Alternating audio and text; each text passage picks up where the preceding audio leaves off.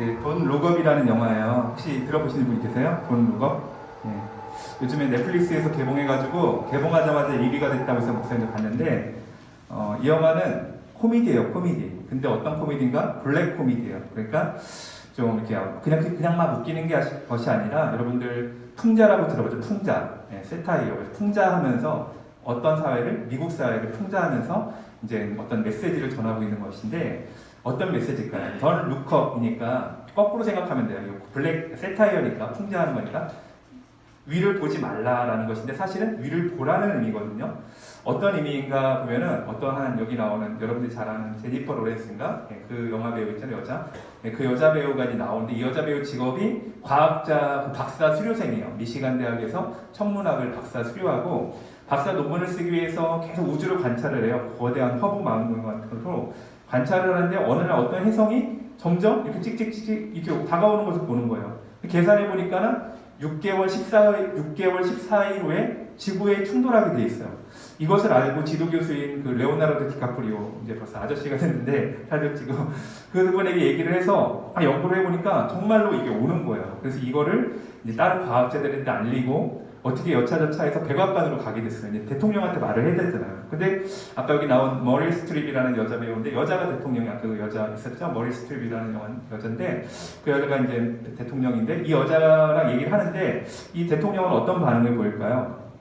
당연히 처음에는 그냥 그런 하나의 종말론으로 이제 치부를 합니다. 왜냐하면 영화 속에서 백악관에서 얘기를 하는데 하루에 1년에도 몇 번씩 그런 종말을 이야기하는 사람들이 온다는 거예요. 인구 재앙으로, 기아로, 지진으로 그런 사람들이 1년에도 몇 번씩 이 백악관에 온대요. 그래가지고 처음에는 그냥 대수롭지 않게 여겨요. 그리고 이 사람들이 미시간 대학 출신이니까 거기가 천문학이 많이 발달했음에도 불구하고 더 좋은 대학, 우리가 가진 교수들, 나사진 뭐 이런 데라고 연구를 해보겠다 이렇게 말만 해요. 근데 정말 더 좋은 프린스턴이니 하버드 이런 대학 연구 교수들하고 또 나사에 막 의뢰를 해보니까 같은 데이터 값이 나오는 거예요. 정말 6개월 14일 후에는 혜성이 와가지고 지구를 팍 때리는 거예요. 근데 이게 어떤 일이 일어나는가? 영화 속에서 5km에서 10km 정도의 혜성이라고 하는데 지구의 태평양이나 어디 떨어지면은 거대한 쓰나미가 나서 지진으로 치면 10에서 11 정도의 강도. 그래서 온 지구가 멸망하는 그런 수준이라는 거예요. 그래서 이런 거를 저희 과학계용에서는 플래닛 킬러, 행성을 파괴하는 자, 그렇게 부른대요. 이런 것들이 이제 온다는 것을 알게 된 거예요. 이제 막 사람들이 두려워하고 이 사람은 정말 두려워하지. 이 여자 주인공은 정말 두려워하는데 어떤 사람들은 그걸 믿기도 하고 또 어떤 사람은 안 믿어요. 그렇게 말을 해도 지구 행성이 오고 있다는데 혜성이 있느냐 없느냐부터 시작을 해서 다 뭐 거짓말이다. 그래서 나라가 둘로 나눠져요. 루커 위를 보아라 하는 이 주인공들의 파와 던 루커 저거는 다 그냥 겁주려고 만들어낸 그런 것이다 이렇게 나눠져요. 그런데 정말로 혜성이 점점 오는 거예요. 처음에는 멀리 망원경만 있다가 이제는 나중에는 혜성이 막 눈앞에 이렇게 하늘에서 누구나 볼 수 있게 꼬리가 있는 이런 혜성이 막 보이는 거예요.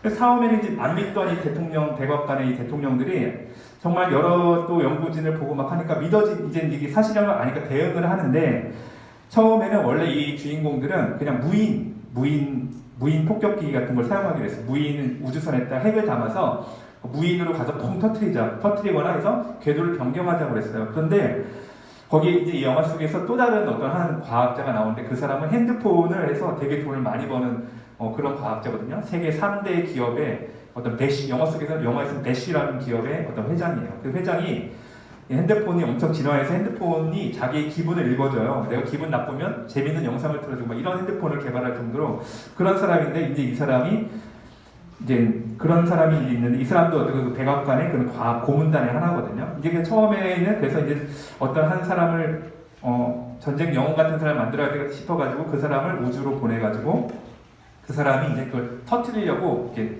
처음에는 그 우주선을 보내요. 어떤 사람을 보내서. 근데 그 사람이 가서 이렇게 보니까 가까이 가서 보니까 이 다가오는 혜성에 엄청나게 비싼 그런 귀금속들이 있는 거예요. 뭐 그런 첨단 핸드폰이나 이런 데 들어가는 그런 귀금속들이 여기에 있는 거예요. 그래서 그걸 보고 터뜨렸어야 되는데 터뜨리지 않고 그냥 돌아와요. 돌아와서 다시 이제 그 배시 회장이 이제 대통령한테 설명을 하는 거죠. 여기에 깨뜨리려고 해서 보니까 엄청나게 귀한 귀금속이 있더라. 우리가 이거를 잘 이용하면 된다. 그러면은 우리가 어떤 로봇을 만들어서 그거를 그 행성에 이렇게 착륙을 시켜서 그것들을 잘게 폭파시켜가지고 이 지구에 떨어지도록 태평양에 떨어지도록 하겠다. 그렇게 말을 해요. 그러니까 대통령이 그 말을 들어요. 원래는 사실 이 사람들은 첫 번째 제안을 들었어요. 그냥 핵폭탄으로 싹 터트리던지 어떻게 해서 궤도를 변경시켰어야 되는데 그 행성에 있는 그 귀금속들이 탐이 나서 이거를 잘게 부수자, 로봇을 착지시켜가지고 거기에 폭탄을 심어서 잘게 부수자 해서 태평양 바다에 떨어뜨린 다음에 그걸 이용하자, 이렇게 해서 백악관이 이제 그 제안을 받아들입니다. 근데 이 계획이 성공했을까 실패했을까? 실패해요. 로봇을 딱 터뜨렸는데 해성이 막 이렇게 오니까 엄청난 속도로 오는 거잖아요. 로봇이 딱 착지를 해서 뭐 폭탄을 심고 그래서 잘게 부트려야 되는데 그게 안 되는 거예요. 막 오니까 잘 착지도 못할 뿐더러 한 40여 대의 로봇을 보냈는데 20여 대의 로봇을 보내는데 막 이렇게 흩어지고 뭐 충돌하고 막 그러면서 결국 그 계획이 실패를 해요. 그 계획이 실패하니까 그 계획을 주장했던 그 배쉬라는 그 기업의 핸드폰 회장 사장의 그 사람은 화장실 가겠다고 도망가고 화장실 가는 게 아니라 사실은 도망가는 거예요. 대통령도 잠깐 화장실 가게 도망가고 이 사람들이 두 사람이 빠지니까 완전히 공황 상태에 빠져요. 그러면서 이제 정말 인류가 종말을 맞이합니다. 그래서 이 주인공들은 그래서 마지막에는 다시 가족들하고 좀 사이가 안 좋고 그런 주인공도 있었거든요. 다시 화해하고 가족들이 다 모여서 맨 마지막에 만찬을 해요. 식사를 하면서 우리 참 그동안 부족한 게 없었는데 또 그 중에 어떤 사람이 기도를 해요. 하나님, 우리의 오만한 저희를 용서하여 주시옵소서. 우리의 믿음 없는 것을 용서하여 이렇게 기도도 하고 손을 잡고 식사를 하면서 마지막 최후의 만찬을 맞습니다. 막 이제 땅이 흔들리고 그러면서 이제 탁 이렇게 화면이 바뀌는데 이제 지구가 끝났다는 거예요. 그러면서 지구가 완전히 분해돼가지고 막 지구상에 있던 어떤 뭐 이런 아파트 단지나 이런 것들 막 우주에 떠 있고 이 여자 주인공이 다이어트를 열심히 했거든요. 핸드폰에 보면 다이어트 21일 남았다. 그 다이어트 끝나는 날이 이제는 그 행성이 지구에 충돌하는 날이에요. 그래서 그 핸드폰도 이렇게 우주에 떠다니면서 Congratulations, your diet is over 뭐 이렇게 하면서 끝나는 그런 영화예요. 목사님이 이 영화를 보면서 여러 가지를 생각했어요. 근데 약간 성경하고 비슷한 면들이 있거든요. 물론 성경하고 맞지 않는 것도 있어요. 예를 들면 UFO라든가 외계의 생명이 있을 것이라든가 이런 거는 성경적 사고는 아니에요. 특별히 저도 옛날에 뭐 어떤 청년부 형님하고 얘기하는데 그 형은 교회 다니면서도 이게 UFO를 믿더라고요. 그런 거는 성경적이지 않습니다. 행성에 오직 이 지구만 있고 다른 생명체는 없다고 보는 것이 성경적인 사고인데 그런 거는 좀 다 차치하고 하더라도 어떤 점에서 성경과 이 이야기가 비슷한가? 바로 종말에 관한 것이에요. 종말. 인류의 종말이 있다는 것이에요. 성경에는 알파요, 예수님께서 알파요, 오메가가 된다라고 말씀하십니다. 예수님은 태초부터 계신 분이었어요. 창조 전부터. 그리고 계시록에 보면 맨 마지막에는 이 세상의 마지막이 되신 분이에요. 여러분들 이 지구는, 이 역사는 어떻게 끝날까요? 그 영화에서는 행성이 이렇게 충돌하면서 끝나지만 사실은 예수님이 다시 오시면서 끝나요. 예수님이 다시 오시는 게 구체적으로 어떠한 현상으로 드러날지는 솔직히 정확히 몰라요, 우리도. 왜냐면 예수님이 구름을 타고 오신다고 하는데 모든 사람이 그것을 본다고 그랬거든요. 예를 들면 한국에 구름을 타고 예수님이 오시면 어떻게 그거를 한국 사람도 보고 브라질 사람도 보고 지구 반대편에 있는 사람도 다 볼까요? 솔직히 저도 목사님도 이건 정확히 모르겠어요. 어떤 현상이 될지. 뭐 진짜 어떤 과학적으로는 뭐 행성이 추돌해서 이 땅에 있는 거 다 풀어지고 사라질지, 핵전쟁이 될지 뭐 구체적으로는 몰라요. 그러나 분명한 것은 예수님께서 다시 오신다라고 했어요. 다시 오셔서 예수님이 다시 오실 때는 사람들이 둘로 갈라집니다. 마태복음 25장에 보시면 예수님을 신실하게 믿고 예수님을 위해서 소자들, 오늘 저희들 송구영신 예배 때 나온 거지만 작은 사람들을 성실하게 도와준 사람들은 예수님이 양으로 보시고 한편에 그래서 영원한 생명을 얻어요. 또 반면에 이런 소자들에게 하지 못했던 자들, 예수님을 믿지 않았던 사람들은 불못에 던져진다고 요한계시록에 말합니다. 이 둘로 나눠지는 거예요. 사실 이 둘로 나눠지는 이것을 위해서 예수님은 오늘 요한복음에서 이 땅에 오신 것입니다. 오셨을 때 어떤 모습으로 오는가? 우리 9절 말씀 잠깐 볼게요. 예수님에 대해서 요한복음은 여러 가지로 설명을 합니다. 우리 9절 한번 읽어볼까요? 시작. 참빛 곧 세상에 와서 각 사람에게 비추는 빛이 있었나니. 예수님은 첫 번째 빛이래요.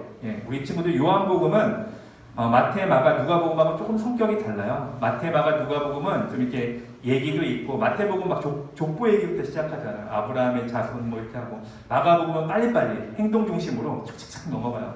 누가복음도 누가가 의사라서 제일 길어요. 양이. 여러 가지 이런 얘기가 있는데 요한복음도 물론 그런 게 없는 것은 아니지만 좀 심오해요. 요한복음도 철학적이고 다른 세 가지 요한은 좀 다른 성격이 있는데 요한복음에서 아주 중요한 것 중에 하나는 뭐냐면 예수님이 자기 자신을 가리켜서 나는 뭐다 이렇게 표현하는 게 한 7번이 나와요. 나는 포도나무요, 나는 생명의 빵이요, 뭐 이런 식으로 나는 양의 문이다. 이건 아주 중요한 것인데 7개 정도가 나오는데 오늘 본문에서 있는 예수님을 무엇에 비유하고 있는가? 빛에 비유하고 있어요. 빛인데 어떤 빛? 각 사람에게 비추는 빛이라고 합니다. 예수님이 오시면 사람들의 마음을 비춰줘요. 예수님이 오시면 우리가 예수님을 마음에 영접하면 예수님은 하신 일 중에 가장 중요한 게 뭐죠? 우리의 죄를 용서해 주시기 위해서 십자가에서 죽으시고 부활하신 것이에요.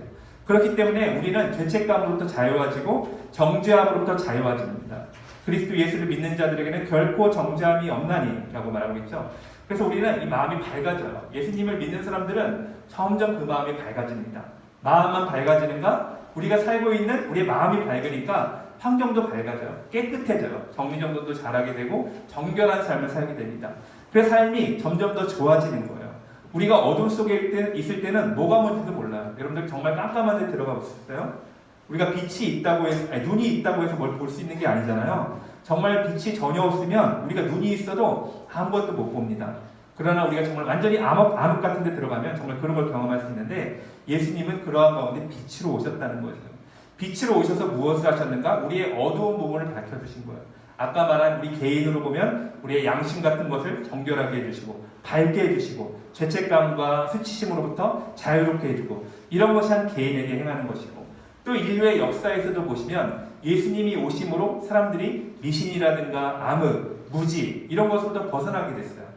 사람들이 이걸 굉장히 오해를 해요. 특별히 중세시대에 사람들은 종교가 그때 당시 카톨릭이 당시 좀 문제가 있었기 때문에 종교가 사람들의 마음을 어둡게 한다고 했어요. 그래서 중세를 암흑의 시대라고 하는데 뭐 혹자는 또 그것도 일부의 의견일 수도 있지만 그래서 사람들은 그때 당시에 유럽에서 어떤 생각이 일어나는가 계몽주의라고 해서 그런 종교는 미신이다.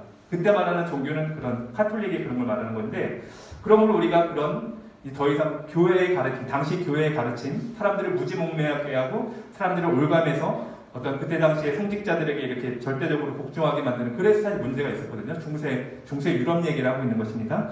그래서 그런 것들에 대해서 우리가 이제는 엔라이트먼트 운동이라고 이제 계몽주의가 있잖아요. 여러분들 역사 시간에 배웠을 텐데 그런 것들을 이제 얘기하면서 우리가 이제 신을 거부하고 인간의 이성으로 모든 것을 보자라고 17세기, 18세기에서 유럽에서 그런 생각이 일어났어요. 그 생각의 결과로 일어나는 것이 계몽주의고 프랑스 혁명이고 이런 것들인데 목사님도 여러분 나이 때는 이런 것들이 그냥 좋은 건 줄 알았어요. 근데 여러분들 이런 거는 신앙적인 눈으로 다시 보면은 썩 좋은 운동은 아닙니다. 프랑스 혁명 같은 것도 계몽주의의 일환으로 일어났지만 많은 사람들이 죽었어요. 또 계몽주의가 정말 그런 사람들의 마음을 밝혀주고 빛으로 인도했는가? 오히려 더 사람들을 어둠으로 몰아놨어요. 어떤 점에서? 하나님을 거부했다는 점에서. 그들은 인간의 이성의 빛으로 판단해서 인간의 이성의 빛으로 납득되지 않는 것들은 다 거부했어요. 그래서 그때부터 유럽에 어떤 이상한 신학들이 나타나는 거죠. 성경의 기적들을 믿지 않고 뭐 하나님이 없다라고 하든가 무신론 같은 것도 막 팽배해지고 오늘날 우리나라도 그렇잖아요. 그런 다 영향으로 무신론자들이 굉장히 많잖아요. 중세 유럽에서는 사실 무신론자는 굉장히 경멸을 받았습니다. 그때 당시에는 여러 가지 종교적인 뭐 분파들이 있었지만 무신론은 굉장히 경멸을 받는 그런 하나의 어떤 사람들이었어요. 그럼에도 불구하고 오늘날에는 사람들이 소위 과학이라는 미명하에 뭐 그런 것들 과학자들, 현대 과학자들이라는 여러 가지 그런 진화론이라든가 뭐 여러 가지 그런 것들을 보면서 하나님이 없다라고 생각을 해요. 근데 그것이 사실은 자기들은 굉장히 밝게 보는 것 같지만 사실은 더 어둠 속에 들어간다는 거예요. 왜냐하면 오늘 말씀해 보시면 예수님이 빛이라는 거예요. 예수님을 바로 알아야 우리는 우리 자신이 누구인지를 알게 되고 이 세상을 바로 보게 되고 인류의 역사의 마지막을 바로 볼 수가 있는 것입니다. 예수님은 누구냐? 빛으로서 우리를 비추는 빛이라는 것이에요. 우리 마음의 어두운 것들을 비춰주고 이 세상의 미신들을 제거해주고 한때 사람들은 우리나라도 그런 게 있는데 어느 마을 같은 데 가면 나무 같은 게 큰 게 있어요. 그러면 그 나무는 하나의 피조물에 불과하잖아요. 우리가 잘 자연환경을 돌보면서 어떤 필요에 의하면 배울 수도 있는 거예요. 그 마을을 개발하기 위해서. 그러나 이제 그런 것들을 미신으로 이렇게 신처럼 섬기는 사람들은 나무 하나도 두려워서 못 베는 거예요.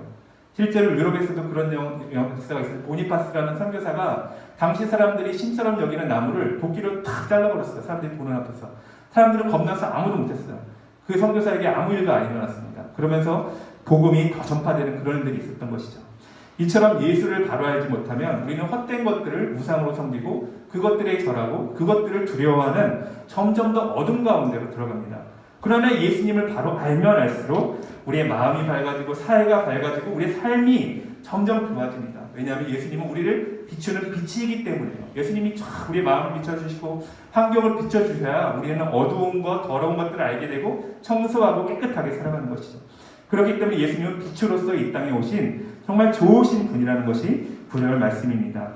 그 예수님이 우리 마음을 비춰주면 어떤 현상이 일어나는가? 우리가 죄인이라는 걸 깨닫게 돼요. 우리의 힘으로는 결코 하나님의 율법을 완전히 지킬 수 없다는 것을 깨닫게 됩니다. 우리 13절을 같이 읽어보겠습니다. 시작. 이는 혈통으로나 육정으로나 사람의 뜻으로 나지 아니하고 오직 하나님께로부터 난 자들이니라. 우리가 죄를 깨닫게 되면 하나님을 영접해요. 예수님을 나의 구세주로 영접해요. 내가 죄인이구나 하면서 예수님을 영접하면서 우리는 하나님으로부터 새롭게 납니다. 오늘 말씀처럼 하나님께로부터 난 자라고 했어요. 어떤 것이 아니고 혈통이 아니에요. 예를 들면 우리가 김씨 집안, 영국의 유명한 어떤 무슨 그런 추기경 뭐라고 그러나 귀족들의 그런 귀족들의 집안 이런 거 있잖아요. 그렇게 해서 크리스찬이 된 것이 아니라는 것이에요. 육정과 사람의 뜻은 옆에 보면 이제 영어 성경에 보면 이제 인간의 결정 또는 부부 사이에 이제 서로 이렇게 사랑을 해서 아기가 나오는 거잖아요. 그러니까 남편의 결정 이렇게 돼 있어요. 그러니까 인간의 결정이나 남편의 결정으로 된 것이 아니라 오직 하나님으로부터 났다는 거예요. 우리가 여기 계신 분들이 다 크리스찬이 된 것은 우리가 어떤 노력, 우리의 어떤 그런 것이 아니라 오직 하나님의 은혜로 되었다는 것입니다. 하나님께서 여러분들을 불러주셨고 복음을 듣게 하셨고 예수님에 대해서 알게 하셨기 때문에 여러분들이 크리스찬이 된 것입니다. 우리는 하나님으로부터 난 자들입니다. 그래서 우리는 세상 사람들과 달라요. 올해 목사님이 개인적으로 우리 청소년부의 표 같은 것도 정할 때 레위기 19장 2절 말씀이 정했습니다. 내가 거룩하니 너희도 거룩하라. 우리 크리스찬들은 세상 사람들과 다른 방식으로 사는 것입니다. 세상 사람들은 보통 자기의 욕심과 뜻을 따라 살아요.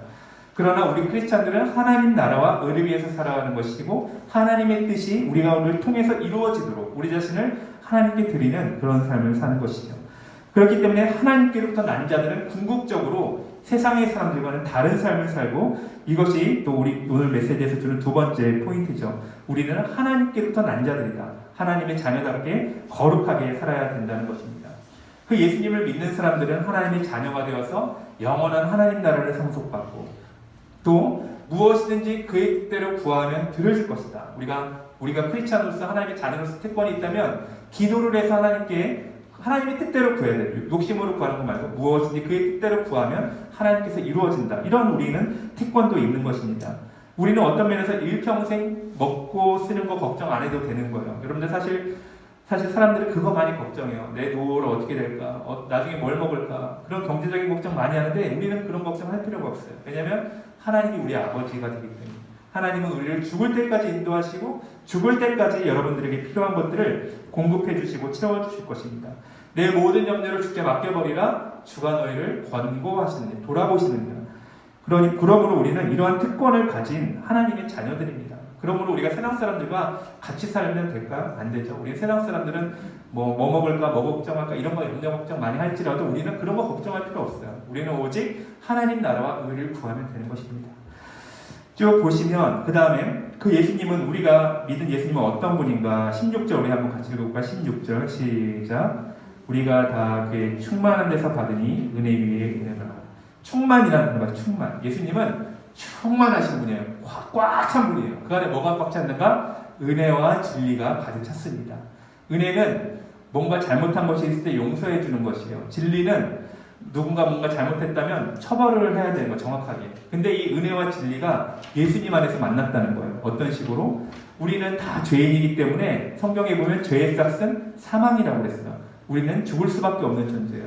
그런데 하나님의 공의대로 진리대로 한다면 우리는 다 죽어야 돼요. 그런데 하나님이 우리를 너무나 사랑하셔서 우리가 죽어야 될 그 자리에 대신 예수님을 두신 거예요. 예수님이 십자가에서 죽으시고 부활하심으로 말미암아 그 예수님을 믿는 사람들은 누구나 하나님의 자녀가 되고 영원한 생명을 선물로 받습니다. 이것이 바로 은혜이고 복음인 것입니다. 오늘 말씀에서 우리는 충만해서 받는다고 하는데 그 예수님 안에는 이 은혜와 진리가 충만한 거예요. 정말 놀라운 것입니다. 은혜와 진리가 예수님 안에 충만하다. 그 은혜와 진리뿐만 아니라 사실 예수님은 이 세상에서 가장 부자세요. 2000년 전에 오신 예수님은 정말 가난한 모습으로 오셨어요. 초라한 모습으로 오셨어요. 그러나 예수님이 다시 오실 때 예수님은 왕의 왕으로 오실 것이고 지금도 예수님은 하나님 보좌 우편에서 우리를 위해 중보하시는 하나님이십니다. 18절 보시면 아버지 품속에 있는 독생하신 하나님이 나타내셨느니라. 예수님이 하나님을 나타냈다는 거예요. 예수님이 곧 하나님이라는 거예요. 그러므로 예수님이 이 세상에서 가장 모든 것을 가지신 아주 충만히 갖고 계신 분이죠. 은혜와 진리, 이 세상의 모든 것들이 오늘 성경 말씀에 보면 세상은 그로 말미암아 지은 바 되었으며 예수님으로부터 말미암아 지은 바 되었으므로 이 세상의 모든 것들이 다 예수님의 것이라는 것입니다. 오늘 역사 아까 말한 그 영화의 초반부에서 그렇게 돼서 지구가 종말을 맞았다고 했잖아요. 근데 종말로 끝났을까요? 그렇지 않아요. 사실 아까 말한 그 대기업 핸드폰에서 대기업 그 CEO 배시라는 CEO라 또 대통령은 화장실 간다고 해놓고 어디 갔을까요? 예, 사실 자기들은 만약의 사태를 대비해서 우주선을 준비해놨어요. 그래서 우주선을 타요. 그래가지고 그 우주선에 냉동된 상태로 들어가서 무려 2만 년이 지난 다음에 지구와 비슷한 행성을 찾도록 설계를 해놓은 거예요, 우주선을. 그래서 지구와 환경이 비슷한 곳에 딱 2만 년이 지나서 내려요. 이제 사람들이 냉동된 상태에 내리는데 거기에는 누가 타고 있는가? 미국 대통령, 영화 속에서 다시 영화 얘기입니다. 미국 대통령, 그리고 어떤 대기업 회장, 은행가, 뭐 이런 돈이 많은 사람들, 그런 사람들만 탈 수 있겠죠. 왜냐하면 2,000명에서 3,000명이 탈 수 있는 그런 우주선이라는데 다 못 태웠잖아요. 아주 특권층만 그 우주선을 타고 탈출을 했어요. 그래서 지구와 비슷한 굉장히 아름다운 어떤 행성에 도착해서 거기서 이렇게 또 새로운 삶을 사는 것처럼 하면서 영화는 끝이 나는데요. 사랑하는 친구들, 예수님을 오늘 요한복음은 나는 빛이요, 나는 생명의 빵이요, 나는 뭐다 이렇게 해서 한 7가지로 얘기한다고 그랬잖아요. 근데 목사님은 그 영화를 보면서 예수님은 우주선이다. 네, 다른 면에서는 우주선이라는 생각이 들었어요. 그 영화 속에서는 특권층만 그 우주선을 탈 수가 있었어요. 지구 멸망이라는 그 무시무시한 환경 앞에서 정말 돈이 많은 사람, 미국의 대통령 같은 특별한 사람들만 그 우주선을 탈 수가 있었습니다. 근데 사실 성경은 그렇게 말하고 있잖아요. 우리는 그 우주선, 우리 인류의 멸망으로부터 우리를 구원해줄 그 예수 그리스도를 우리가 마음에 영접만 하면 누구나 그 멸망을 피하고 하나님의 자녀가 되고 영생을 얻을 수 있다고 합니다. 대통령이라든가 돈이 많은 사람만 예수님 믿고 구원받는가? 그런 거 상관없어요. 누구든지 예수 그리스도의 복음을 듣고 예수님이 하나님의 자녀라는 것을 마음에 믿고 내 죄 때문에 돌아가셨다는 것을 믿고 영접하면 하나님의 자녀가 되고 영원한 생명을 얻는다는 것이 오늘 말씀의 결론인 것입니다. 마치 그 우주선을 통해서 사람들이 지구의 그 멸망을 탈출한 것처럼 우리는 다시 오실 예수 그리스도를 맞이하는 그 역사가 점점 다가오고 있습니다. 그 영화 속에서도 사람들은 그 행성의 존재를 믿지 않고 행성이 온다 해도 그 행성에 있는 얼마 안 되는 금 때문에, 금은 귀금속 때문에 그 행성을 제대로 파괴하지 못하고 멸망을 맞는데요. 어찌 보면 우리 시대랑 비슷한 것 같아요. 성경이 그렇게 예수님이 다시 오신다. 너희들은 깨어있어라. 하나님 나라와 의를 위해서 살아라. 모든 족속을 제자로 삼아라라고 분명히 우리가 나아갈 바를 알려주고 있는데 우리는 그 영화 속의 여러 가지 주인공들처럼 그냥 대통령은 선거를 통해서 또 한 번의 정권을 착취하려고 하고 여러 사람들 먹고 살고 연애하고 이런 걸 영화에 이제 그러면서 행성이 온다는 이 경고를 뒷동으로 흘려듣는 거예요. 우리는 그러지 않았으면 좋겠습니다. 성경은 분명히 예수님이 다시 오신다라고 말하고 있고 그 다시 오시는 마지막 날에는 모든 사람을 심판한다고 하셨어요. 그 심판에서 우리가 구원받는 길은 우주선을 타는 것인데 그 우주선이 바로 예수 그리스도십니다. 누가 탈 수 있는가? 아무나, 누구나. 예수님이 하나님의 자녀라는 걸 믿는 누구나 그 예수님을 타고 영원한 하나님 나라로 갈 수가 있는 것이죠. 저는 이 자리에 계신 모든 분들이 그 예수님을 마음의 구주로 영접하시고 하나님의 자녀로서 2022년 거룩하고 정말 부족함 없는 그런 삶을 사시기를 주의 이름으로 축원합니다. 기도하겠습니다. 할렐루야. 하나님 아버지 감사합니다. 오늘 요한복음 말씀을 통해서 예수님이 세상의 빛으로 오신 것을 보았습니다. 우리의 어두운 마음을 밝혀주시고 우리의 삶과 환경에 있어서 모든 어두운 것들을 제하여 주시고 하나님 아버지 또 예수님은 모든 은혜가 충만하신 분임을 고백합니다. 하나님 아버지 우리가 하나님의 자녀로서 이 땅을 살아갈 때 부족함 없이 하나님 나라와 의를 위해서 모든 것을 아버지 우리의 삶을 드리오니 하나님 이 땅을 살아가는데 부족함 없이 우리의 삶에 필요한 것들을 채워주시고 하나님 나라와 의를 구할 때 모든 것을 채우신 하나님을 경험케 하여 주시옵소서. 하나님 또 예수님이 다시 오십니다. 성경은 분명히 예수님이 다시 오신다라고 말씀을 하고 있습니다. 그러므로 오늘 하루 우리가 살아갈 때 우리의 삶의 방향과 초점을 이 예수님께서 다시 오시는 이 땅 가운데 우리가 무엇을 해야 될지를, 어떻게 준비해야 될지를 지혜롭게 결정하고 그것을 위해서 살아가는 저희가 되게 하여 주시옵소서. 2022년 새로운 한 해가 밝았습니다. 하나님, 올 한 해는 우리 청소년부 모두가 정말 주님의 자녀로서 부족함 없이 살게 하시고 하나님의 자녀답게 거룩하고 정결한 삶을 살아갈 수 있도록 역사하여 주시옵소서. 모든 말씀 예수님의 이름으로 간절히 기도하옵나이다. 아멘. 지금은 우리 주 예수 그리스도의 은혜와 하늘 아버지의 크고 놀라우신 사랑하심과 성령님의 감화 감동 교통 역사하심이 예수를 주로 고백하고 하나님의 자녀답게 그 권세를 가지고 이 땅 가운데 당당하게 거룩한 삶을 살기로 소원하는 이 자리에 계신 모든 우리 삼선교회 청소년부 친구들, 선생님들, 그 가정과 사역 가운데 지금으로부터 영원토록 함께 있기를 간절히 축원하옵나이다. 아멘.